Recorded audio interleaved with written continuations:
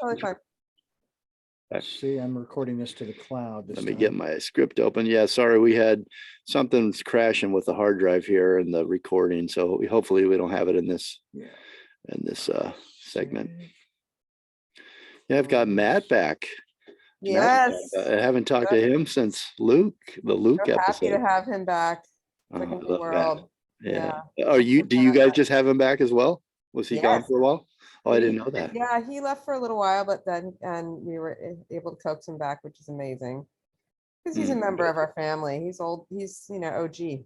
Yeah, he is. Well, I haven't checked lately, but that 2-part series we did on Luke was the most listened to podcast last year of all time. So it actually had quite a few listeners. Was it really? That's hundreds of thousands. It was incredible. Oh my God, it's amazing. People really related to it. Okay, we ready? Yeah, I'm ready. Okay, video has been recording, and here we go with the audio. Could you please get out of my way? There we go. 3, 2, 1. Welcome to the Jeremiah Show. Dr. D, how you doing today? You got your computer's acting up over there, huh? A little bit, but we'll make it through. I always, if you just hit it, like the Fonz used to do. What did he used to do? Yeah, I know. Tap it. I wish that were, yeah, but I want to hit it with a sledgehammer. Kind of like I bet you do. After producing 28 shows every week, I'm sure you're ready to smash that thing. Sometimes. Well, hey, let's get to our special guest right away. Absolutely. She's such a busy lady, and we're so honored and lucky to have her spend a few minutes here with us to tell us about her new Winemaker Wednesdays and Sunday market tastings at the Hollywood Bowl. It is, and the LA Philharmonic is a part of this. Cool. So let me give you a little background on this, Dr. D. Complimentary wine tastings featuring artisanal winemakers, sommeliers, and importers at the Hollywood Bowl. The wine and the beer is hand selected by James Beard Award winner Caroline Styne, who is our special guest today. She is the Hollywood Bowl food and wine sommelier and wine director. Again, it's Wednesdays and Sundays. It's 2 hours before the concert, so you want to get there a little bit early in the Plaza Marketplace. Let me tell you a little bit about Caroline Styne if you don't already know. I want to thank you, Caroline, for all of your hard work. Not only running your restaurant empire, but being on the advisory board for the IRC, which is the Independent Restaurant Coalition. Caroline, for those of you that don't know, works relentlessly on helping restaurants across America through the pandemic and through the last couple of years that have just almost decimated a lot of sadly a lot of my friends' restaurants and people that we know, your neighborhood restaurants around the world, around the country. And Caroline has just not only opened her restaurants, kept her restaurants alive, but she's also really been thinking about all of restaurants, all of this restaurant family that we share. She's created initiatives and she's lobbied Congress members to provide relief for shuttered restaurants at no fault of their own in this hospitality business. But she also lends her name and her time and her restaurants to great charities like Alex's Lemonade, which is changing the lives of children with cancer. And she's the co-founder of the Luke's Group and the James Beard award-winning wine director, again, for the Hollywood Bowl Food and Wine sommelier and wine director, Caroline Styne. Welcome, Caroline. Wow. You make me sound far more impressive than I am. No way. I didn't even scratch the surface. Do you get tired hearing about all the things that you do when you hear it out loud? You're like, oh my God, I do all that stuff. Oh, I'm tired. No, not at all. No. Well, you would, if anybody deserves to be tired and have a little relaxation and rest and just again, thank you so much. Hats off to you and all the stuff that you do for all the restaurant owners out there, the small business owners. I really appreciate you and what you do. Oh, thank you. I feel lucky to have been part of it. I'm thrilled that we were able to be successful at it. Wish we could have been a little more successful at it, but we were able to get a lot of places money that they desperately needed to stay open and thrive and hold on throughout what's continuing to be an interesting time. So Yeah. I just want to, the restaurant community needs as much help as possible. So whatever little bit I can do, I'll do it. Is there anything before we start talking about the Winemaker Wednesdays and Sunday market tastings? Is there anything that you would like to, any initiative that you'd like to call attention to for listeners out there that, we do have a big listener support for restaurants and for your restaurants. What would you like them to know? Where would you like them to help? I think the biggest help that people can do for their local restaurants is to, number one, support them, go to the restaurants, dine out as much as possible, or even do takeaway if you're not comfortable dining in a restaurant right now.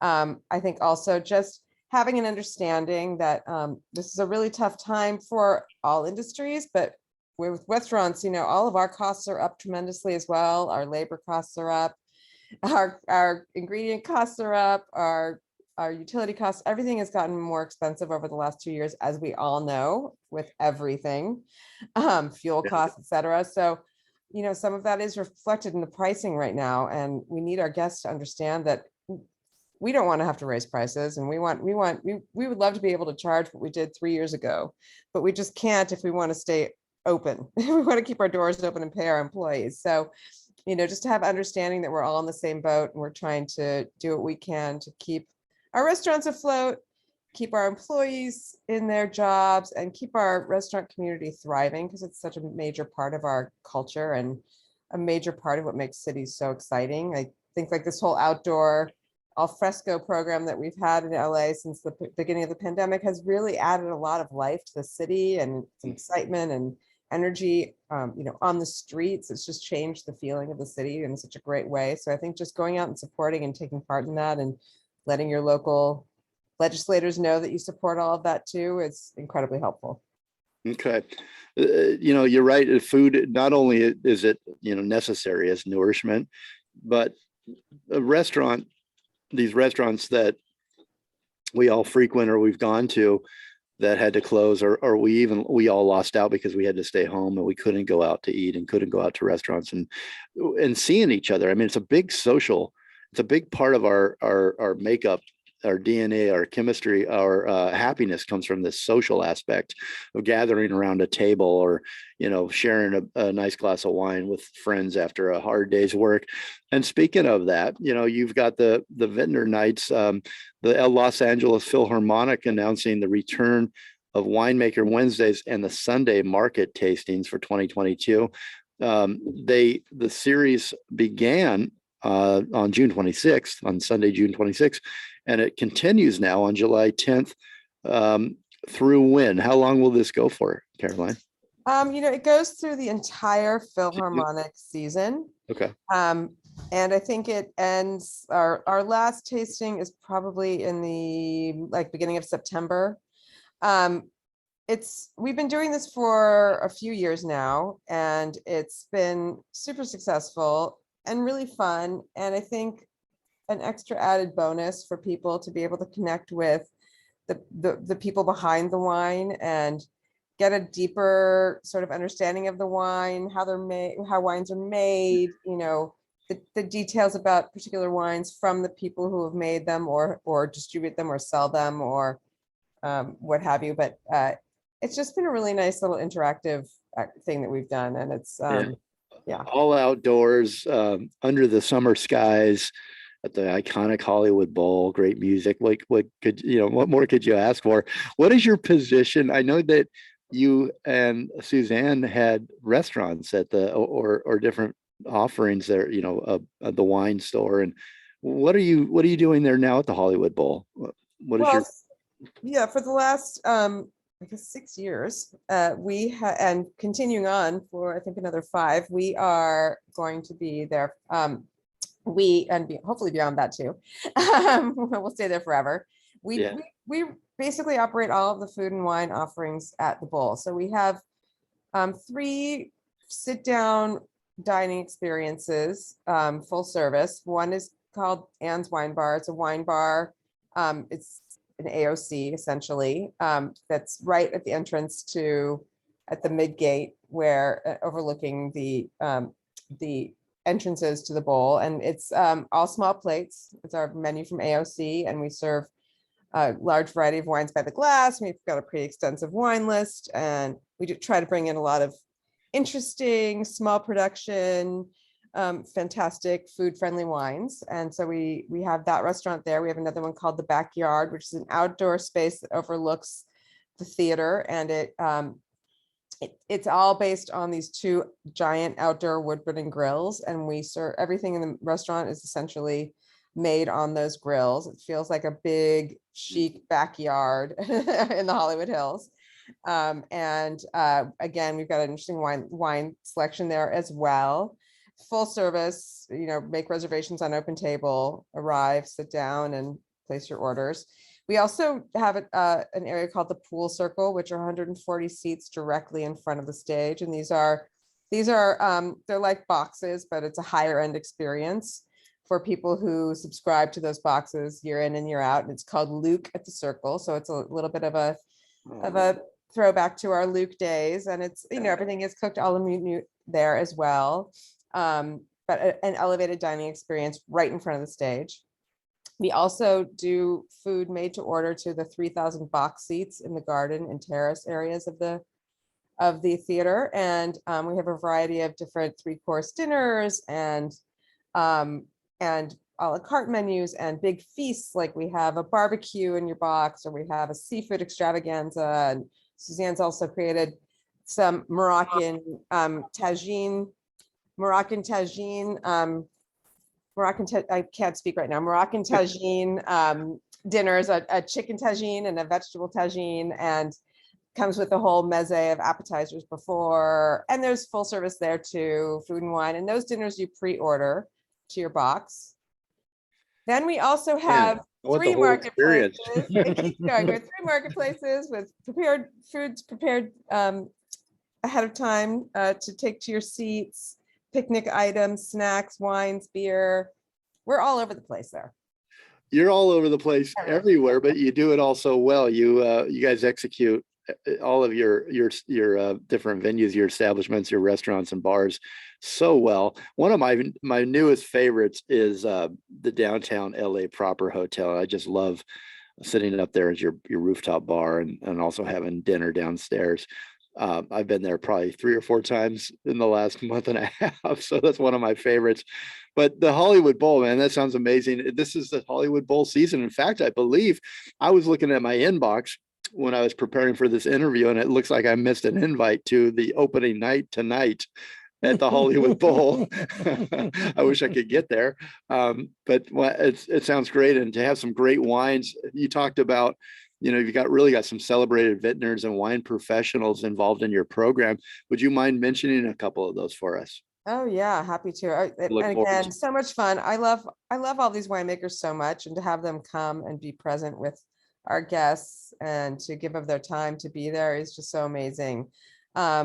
We have Graham Tatomer coming. He is a fantastic winemaker from the Central Coast, and he makes Gruner Veltliner and Riesling and Pinot Noir, really, really high acid, beautiful, elegant wines. We have this woman named Angela Osborne who's coming. She has a wine called Tribute to Grace, as well as a couple of other labels. She specializes in Grenache, and she makes really elevated, elegant Grenache. Really, she's the most lovely woman, and her wines reflect her personality as well. I love the title. I love a good Grenache, so I got that one out. We have one of our all-time favorites, Jeff Fisher, who has a winery called Habit. He comes and he's going to pour, I think he's got a Cabernet Franc, and he makes Rosé, and he makes Grenache as well, and Pinot, and he makes really fantastic Sauvignon Blanc. He makes a variety of wines, and he, from day one, his very first vintage, when he brought it to me to taste, I was really blown away. He just does an amazing job. He's like a wine savant. He just really has got it figured out, and he's a great personality too, and really, really fun to talk to. We also have a friend of mine named Jim Knight. He actually owns the Wine House in West LA on Cotner. And but he makes his own wines, and he makes a wine under the label called Jelly Roll. He's a Dead fan, Grateful Dead How head. could you tell? He makes, and he's a Syrah freak. He loves a fantastic Rhone Syrah, big roti guy. Nice. So he makes a super savory, delicious Syrah and some other wines as well. I could go on and on. We have so many wonderful people who How much? share their time. Yeah, you do. And the full list, we can find that probably on the Hollywood Bowl's website, I would imagine. Yes, on the calendar, there's Calendar, a yeah. little And the section. different nights that these vintners are doing their thing. How long? What a great job, Caroline. Do you ever hate tasting wine, that you have to get up and taste wine and meet all these great winemakers? Never. unless Nothing to you, hate about that. yeah, unless you had a long day tasting the day before, maybe. But other than that, it's probably pretty fun. Oh, hair the dog, never hurt anybody. And then you can buy the wines that are featured in these tastings are available for purchase at the Plaza Marketplace and your other Hollywood Bowl food and wine locations, right? Yes, exactly. I was looking at the concert, the Winemaker Wednesday series, and the concerts that are coming up here. From the Paris Opera Ballet, tribute to Frank Sinatra. You got Sheryl Crow coming, Kinky Boots. I mean, there's some great artists. Nathaniel Radcliffe, I'd love to see him there. Oh yeah. The maestro of the movies, that's got to be great, with John Williams at 90. Those nights are That's always the last amazing. one. Mhm. Yeah. So I was looking at this and I was thinking, I wonder which one. Do you go to all of them, Caroline? This is just a curious about Caroline question. Yeah. Do you go to as many as you can, or are you there at each one of these tastings? Do the people that love to follow you and your establishments get to meet you there and see you there? Yes, I try to be at every single one. There are a couple that I have to miss, unfortunately, but for the most part, I am there with the winemakers, hanging out with them, talking with guests, and spending time. And I'm generally at the Bowl quite a bit during the season. I try to be at as many shows as humanly possible, while also attending to my other restaurants. But the Hollywood Bowl is so beautiful, and it is such an iconic location. And there's nothing like going through work and our service and then having a concert after, and sometimes fireworks, and it's just an incredible beautiful place.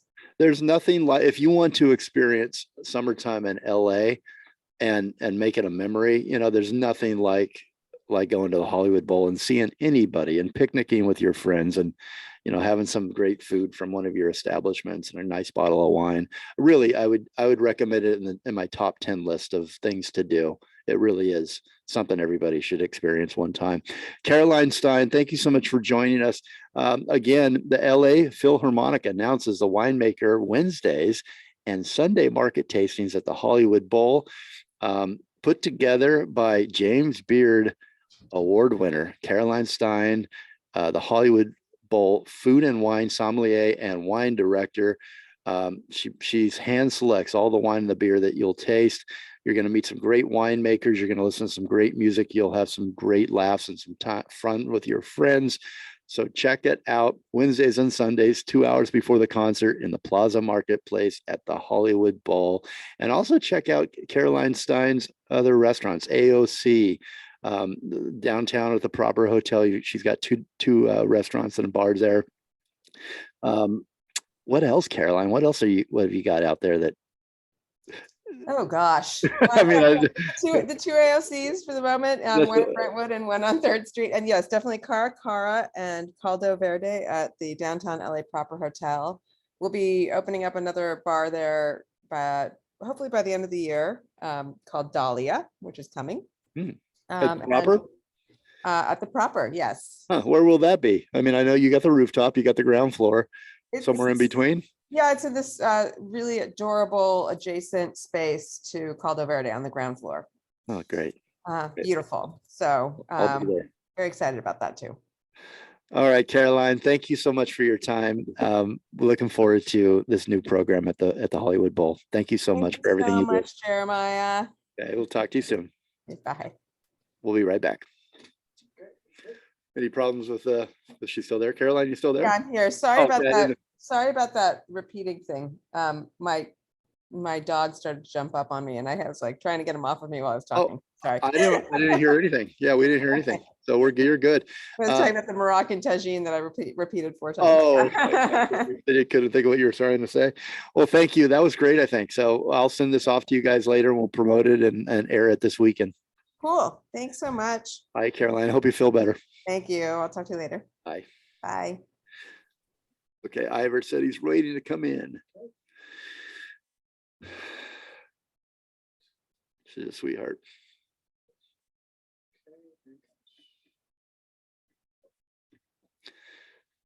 Mr. Davis. Calling Mr. Davis. We see you there. Hold on a minute. There we go. Hi, Mr. Davis. How are you and Ivor? Good to Mr. see you. Higgins, how are you? Mr. How are you doing? Mr. Davis and Mr. Higgins. I'm feeling good. I'm feeling great. You got Dr. D there, if you remember him. Oh, Dr. D. Hi. Good to see you, Dr. D. Good to Hello. see you too, Ivor. How are you? Ivor, I You're doing listened. good. I got a chance to look at the to watch the interview this morning. We're going to promote that YouTube. That's a Oh, that's a good. public- Yeah, I mean, he was, what a photographic memory he has. He's, yeah. you know, he's 90. Yeah. Amazing. Oh, really? Yeah, you told me that he was. We're not being recorded, are we? Yeah, you told me that he introduced you real quickly. All right, 3, 2, 1. Welcome back to the Jeremiah Show. This is a star-studded, star-packed show this hour, Dr. D. We've got our friend Ivor Davis joins us today. And he's Welcome got back. yeah, man. He's always got so many interesting things going on and talking to so many interesting people. And we're so lucky and honored that he'll come to the show here and share those stories with us. I want to tell you about a series that Ivor Davis does every so often at, I don't know what the schedule is, and he can clarify that for us. If it's up close and personal, and then he interviews a particular guest. Well, this last week, 2 weeks ago, he interviewed Steve Binder. Steve worked directly with some of the biggest names in show business, such as Elvis, Liza Minnelli, Chevy Chase, Patti LaBelle, Barry Manilow, many, many more. He directed the T.A.M.I show and produced Elvis Presley's 68 comeback special. He also produced Diana Ross live in Central Park in the Star Wars holiday special. And he's portrayed by Decree Montgomery. Am I saying that right, Ivor? Decree Montgomery. He's the breakout star of The Stranger Things. Yeah. Exactly. Yeah. He plays exactly. You've got the name right. Absolutely. And that new film, that Elvis film. Yes. I have not seen it yet. I've just watched trailers and music videos and read about it, but it just looks amazing. I mean, Tom Hanks is in it by Baz Luhrmann, and he's one of my favorite directors. Remember he redid Romeo and Juliet with Leonardo DiCaprio and Claire Danes. But the Elvis film was released on June 24th. So let me tell you a little bit about our special guest today, Ivor Davis, before I bring him on and turn it over to him. He's a journalist and a best-selling author. He has covered pop culture and iconic figures throughout the 60 plus years in journalism. As a writer for such massive and iconic papers such as the Express and the Times of London, his incredible body of work encompasses nearly every corner of pop culture, writing and interviewing everyone. And I do mean everyone. I can't list them all here, but I'll list a few that you may have heard of. The Beatles, Charles Manson, Tom Cruise, Cary Grant, Elizabeth Taylor, Richard Burton, Muhammad Ali, Mariel Hemingway, and Robin Williams. And again, that's just barely scratching the surface of all the great, iconic people that in our world that Ivor Davis has had the pleasure of interviewing in his own unique and very, very stylistic way. He was the only British daily newspaper correspondent to cover the Beatles' first American tour from the beginning to the finish. He was given unparalleled access to John, Paul, George, and Ringo on the road, and stayed in their hotel with them. And during long nights of playing cards and Monopoly games, they talked about their bizarre new life.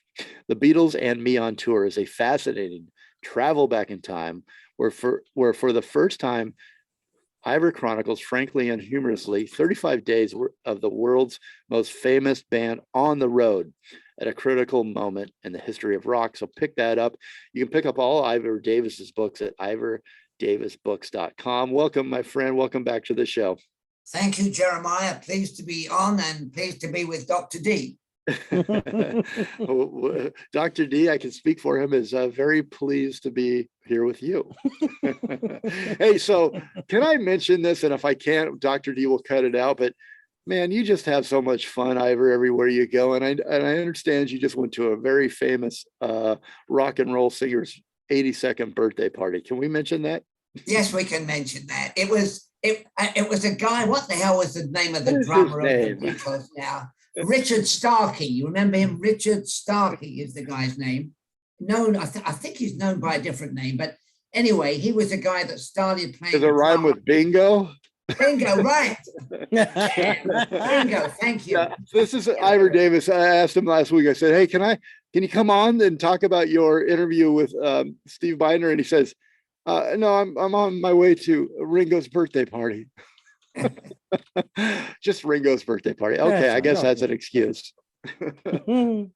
Yeah, you're absolutely. And I mean, Ringo is unbelievable at 82. He, I must admit, and anybody who's seen him lately will attest to this. He has a great hairdresser because he looks less than 82. He gets a little help from his friends in the barbershop. And he's lean. He told me that he has a trainer that goes to his house every single day, and I think he's a vegan. And of course, as most people know, he stopped drinking about 19, 20, 25 years ago because he was a heavy drinker. And now he looks in sensational shape, and it's good fun. He's on the road again, promoting Ringo's tour on the road. I think he's trying to compete with that other Beatle, what's his name, who goes out on the road. Oh, I think, remember the guy? It's hard for you to remember because you've had no experience with these guys. Man, the stories you can tell and the stories that you do tell, everybody, I recommend everybody picks up that book, your book, Ivor. Really good stories there. The Beatles and Me on Tour is what I'm referring to. Well, so the party was good. I'm sure you had to sign an NDA and blood and all that. So we won't ask you to tell us any secrets in the back caverns of the Ringo's birthday party. Well, I can't really. When you go in there, Ringo says, "Don't tell anyone. Don't tell anybody you were here." Basically, close to the chest. Well, I mean, what part of the fun was I saw, Henry Diltz, who's a great rock and roll photographer, who traveled with the greatest in the business. Henry was there. There's a great guy called Chris Carter, who you probably know, does a great show called Breakfast with the Beatles. Mm-hmm. He knows all about it. And there were so many other well-known people that, particularly with Ringo's all-star band. So it was great, and I enjoyed it. And, it was a hang loose thing, and Ringo looked good. So what more can I say? Hey, and you look good, Ivor. You're looking great, my friend. Thank you. It's about the Museum of Ventura County and your series that you do up close and personal. Well, go ahead. So what I like to do is bring in actually local people, because Steve Binder lives in Oxnard, California. I did a guy called Chris Hillman from the Byrds. Remember Chris? Yeah, good friend Chris. Who doesn't? Chris, yeah, Chris is terrific. You do know Chris, do you? Yeah, Chris has been on a few times. Yeah. Oh, well then, you know what a great guy he is, what a great storyteller he is. And he's still performing live, he's around the country. So Chris is great. Then there's another great local guy called Malcolm McDowell. Remember Clockwork Orange? Yep. I love that interview. I love that interview, by the way. I was one of your online subscribers for that. Oh, you were. Great. And it's fun. I mean, what I try and do is get local people, when I say local people, in Ventura, Santa Barbara County. So if John Cleese is listening, I want you to come on, John. John, I see John walking in downtown. We've got actually a connection. His daughter's a good friend of mine. So let me introduce you. Oh, please. I mean, I have interviewed him, and I want to tell you a funny story, but I won't tell it to you now. Maybe another time when we get John Cleese to do my museum program. I'll tell you about a funny story with John. But so there is so much homegrown talent, you know, and Santa Barbara is not shabby. Santa Barbara is not a shabby place. I want to know when you're going to get up close and personal with Dr. D. Well, I tell you what, I will do that with Dr. D. Can he put me in touch with Meghan and Harry? We'll give it a shot. Yeah. You know, Meghan and Harry, you know, because they do stroll They're the beach. listening right now. yeah. So I creep around the 192 on the backside of Montecito. So, you know, I Creep. might. Okay, Yeah. well, can you keep that in mind? This is a trade-off, you and I, Dr. Absolutely. D. Well, let's talk about your last, if you don't mind, your last interview, because I'd love to send people to go see that. I'm going to give you out it's on YouTube. Let me actually see if I've got that up handy right now. And if I don't, I'll get it back.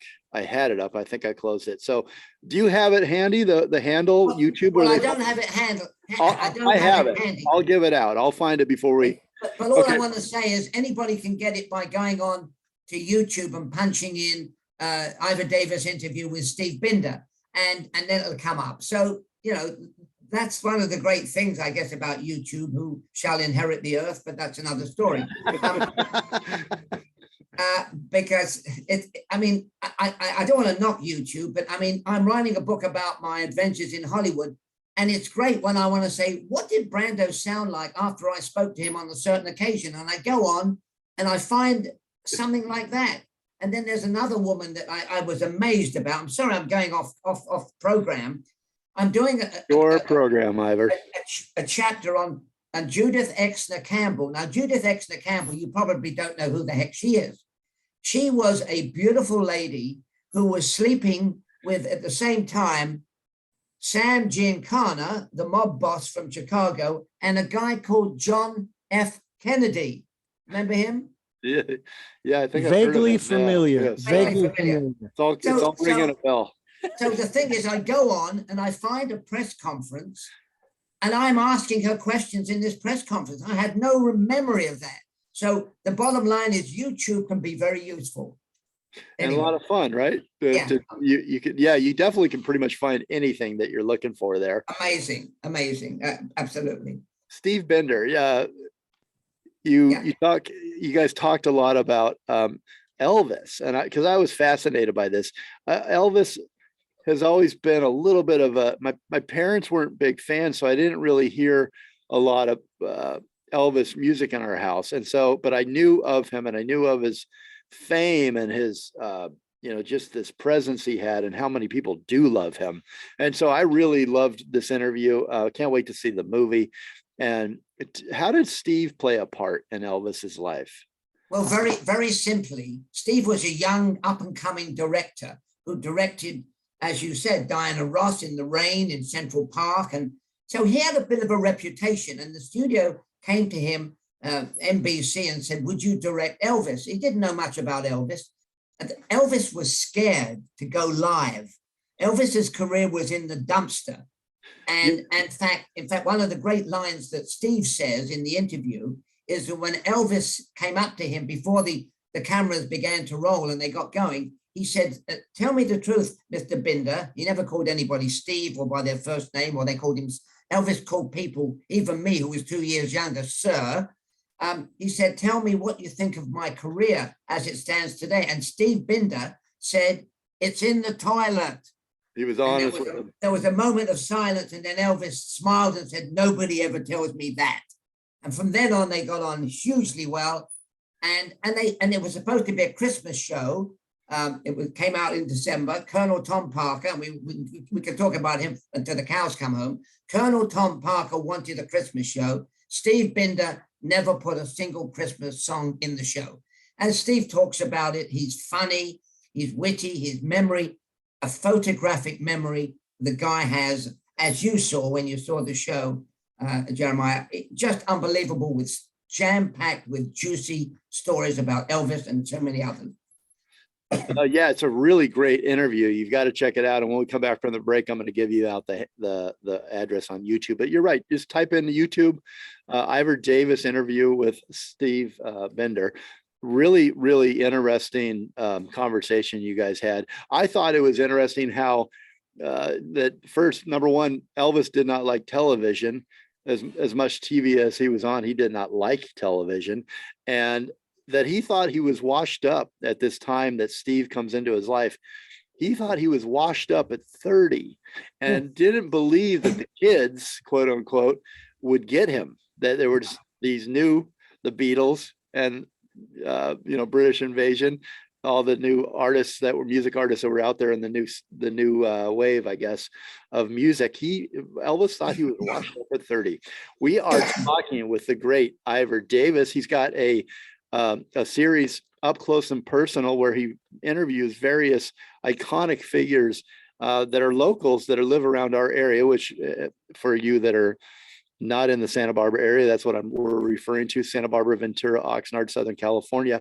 So there are so many great iconic figures, celebrities, musicians, writers, directors, actors that live in this area. Ivor Davis knows most of them, and he interviews them up close and personal at the Museum of Ventura County. So check that website out and stay up to date with what Ivor's doing.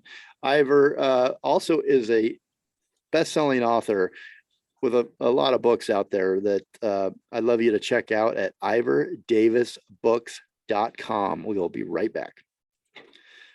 So Ivor, we got about 12 minutes. Is that good? Okay, well, that's fine. We've hardly touched the surface there. I just, I was going to ask Dr. D, are you an Elvis fan? I actually am. Do you want to do this on air? Yeah. So we don't waste our time? Sure. Let me ask slide this over and go. that again, Ivor. Take over the questioning. Yeah. Well, it's your show, and I hate to. No, it's your show. I spent all my life asking people questions and turn the tables. All right. Well, here we go. 3, 2, 1. Welcome back to the Ivor Davis Show. He's up close and personal. He's up close and personal with Dr. D. Take it away, Ivor. Okay, well, thank you for coming on the show, Jeremiah. It's always a pleasure. Thank you for having me. No, I was asking Dr. D whether he was a fan of Elvis, because not everybody was. How about you? I was. I was and am. And what was interesting was, for me, it was beginning to understand, and even at the age of 62, as I am now, my heart goes out to the man, because some of the things that I'm learning about some of my favorite artists, that I actually did listen to as a kid growing up and in my teens and 20s, I found that what the songs that they sang, and of course, I'm not that familiar with the details of Elvis in terms of his songwriting ability, but when he sang, you could feel it coming from his soul, from his heart. I'm thinking of some of the love songs that he did, especially, and the fun he would have with some of the more like Blue Suede Shoes. That's a fun song, and they try to, these singers, they try to perform in such a way that they want to share who they really are there on stage or on the recording, but their life in the back, their personal life and so forth, as hard as they try, just doesn't seem to match up. And that's the frustration that my heart goes out to him and others who say, oh, beautiful music. I love his voice. It took me a while to get used to the vibrato that he always had, but it was like, wow, this guy was so talented, but just could not get his personal life, in a fashion that, he didn't have to die in his 40s. Yeah, that happens to so many great talents. For whatever reason, they burn out so early. I mean, you can talk about Marilyn Monroe, Jim Morrison at the Doors, and I'm sure Jeremiah could come up with half a dozen other names who burnt out at such a young age. I must point one thing out, Dr. D. The interesting thing was that Elvis didn't write his songs. The Beatles wrote all their songs. But I bring that up because Elvis made 30 odd movies in like about 3 movies a year. Yeah. One of the big things was that he had his little coterie of songwriters, and it was part of the money thing that Colonel Parker did. Colonel Parker controlled who wrote the songs, the song royalties. And so they wrote songs for Elvis and took over and made a lot of money from the song royalties. So Elvis, I mean, I watched Viva Las Vegas the other day, and actually he's quite good with Anne Margaret, although she nearly steals the show from him, but that's another story. So Elvis was making, to be honest with you, cookie cutter movies with new songs, and was fed up, absolutely fed up to the teeth. And like I said, it's sad because I'd like to think, especially when you say that when he would talk to someone, he always referred to them, especially the gentleman, sir. Yes. That shows the kind of upbringing that he had. That Southern. That manners. Southern. Yeah. You don't disrespect people. Ivor, I thought one of the compelling storylines or the mentions with you and Steve that Steve mentioned was that Elvis Presley in that 68 comeback special, that Petula, I think it was Petula Clark, if I've got it right. She touches Elvis's arm on national TV. And this was, sorry, Jeremiah, slight change of direction. Petula Clark touched the arm of Harry Belafonte. Oh, I thought it was Elvis. And that was the scandal because white women didn't touch black men. I mean, and that was, Elvis was kind of dusky skin, but not that dark. And we know he was a white boy. I think we know he was a white boy. Sorry, I don't mean to sound, well, yeah, go ahead. Yeah, the confusion, of course, we take a look at Michael Jackson, and I know he started out as a small black child, but I'm not sure what his hue was. And I'm not trying to be funny here. It's just, you just don't know sometimes. Seriously, I look at Kamala Harris, for example. They say she's mixed race, and I'm going, yes. Okay, I must be stupid because I'm not seeing it.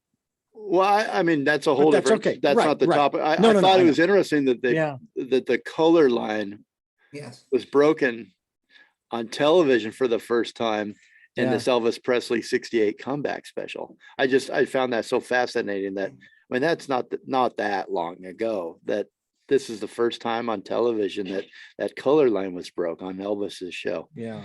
Well, the other thing about Elvis's show was that Elvis was so insecure, but yet Steve Binder let him go, had him in front of a live audience, put him into that incredible black leather suit. And Elvis, if you look at it, look at the show, he looks like an Adonis. He looks like just unbelievable. Back to this sexy image that everybody knew. And then, of course, a few years later, he was a flabby Elvis, sadly. Mm-hmm. Yeah. Well, hey, we got to take one last break, Mr. Davis. Sir? On Mr. Davis's show here. It is the Ivor Davis Show, up close and personal. He's taken it out of the Museum of Ventura County, and he's got it on radio for this one special program. He's talking about Elvis. He's talking about Steve Binder and his great interview, Up Close and Personal with Steve Binder, by Ivor Davis. Check out Ivor Davis. I think you can find everything about Ivor Davis that you'd like to find and dig a little bit deeper on ivordavisbooks.com. You're definitely going to want to check out all of his best-selling books there on the website, and you'll find out how you can find more about our host, Ivor Davis. We'll be right back. Wow. It's your show. You really played that one. I'm not finished. Well, we're not going to invite that so-and-so back. He takes over, and then he makes me the guest. All right. We have just a little more time. Yeah, we got Greg. 5 minutes, Ivor. Never enough time with you. All right. Here we go. Let me slide this over. Where is my marker? There's my marker. 3, 2, 1, you're live. Welcome back to the Ivor Davis Show again here, broadcasting from Santa Barbara, Ventura. Ivor, good to have you back. Welcome back. I have one question for you that I thought about is, what did you learn through this interview with Steve Binder and your Up Close and Personal series a few weeks back? What did you learn from Steve about Elvis that you didn't know before? Well, I didn't know that Elvis was so totally insecure. Elvis was scared, and I won't use the term to emphasize scared, about being live. Don't forget, Elvis had been in the military for 2 years. He never performed. He never did live shows because he was spending years making movies. And so by the time a live show was going to be done in front of real people, real audiences, Elvis went into the funk. And fortunately, Steve was able to build his confidence up again and said, Elvis, if you don't want to do it, do this, don't do it. And this gave Elvis the confidence. It's hard to imagine, knowing Elvis, that here was a guy racked with insecurity. And yet he was the biggest, he was the king, wasn't he, at one time? Yeah, that is interesting, because whenever I see clips or footage, I always see Elvis and then all the screaming women in the audience. Are you saying that was staged for movie mainly, or do you think those were live? I guess you don't know what I saw, but well, I mean, when he did the show, it seemed like he was a live performer more than yes, he was a live performer. In his early days, that movie shows he was a live performer, and he was, and he was back live again in front of an audience, a real screaming, living audience, and that was what was the formula that brought him back to the land of the living. Did you ever Did you ever meet? Did you ever eat one of his danishes? That's what I should ask. Yes, I love those danishes. Those I love that danishes are story. terrific. Yeah. I love the story. Right, Steve, somebody recommended when you're going to go, he was going to meet Elvis for the first time, and they said, bring some danishes. Yeah. Anyway, did you ever meet Elvis, Ivor? Yes, I did. I met Elvis twice. I first met him with the Beatles in August of 1965, and he was very uncomfortable with them, And then I met him again on the film set of a movie he made with Donna. I've forgotten her name now, the movie with Frankie and Johnny. And that was when he called me sir all the time, and was not a great interview. He was reluctant.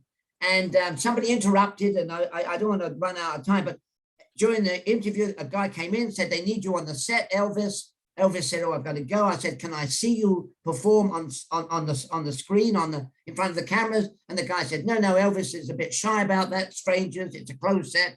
So I left the studio, and as I drove out, Elvis, there were 6, 7 guys playing football, screaming at each other. And who was throwing the football? Elvis. So they were just trying to get rid of me. That's a good story. Well, sorry they got rid of you, but that's a good story either way. Ivor, okay, we got to say goodbye, but before we do, what do you got coming up next? You're always doing something so fascinating, my friend. Well, I hope to do another up close and personal with a fantastic photographer from Ojai who actually photographs democracy. Now, if I was to say to you, what do you mean by photographing democracy? Tune in for that. I'm not sure what the date is, sometime before the election. He's next. And I hope to do some other exciting people. Maybe I can get you two guys on and we can talk about anything you like. Sure. How about good food?